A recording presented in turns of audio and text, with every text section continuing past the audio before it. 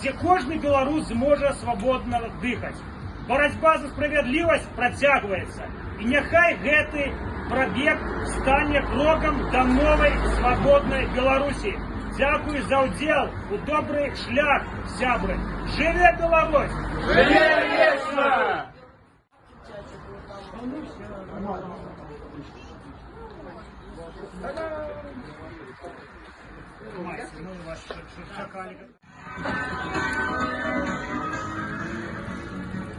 Жыве Беларусь!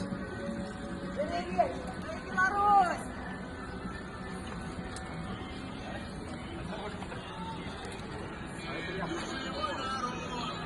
Мы белорусы, веры сердца.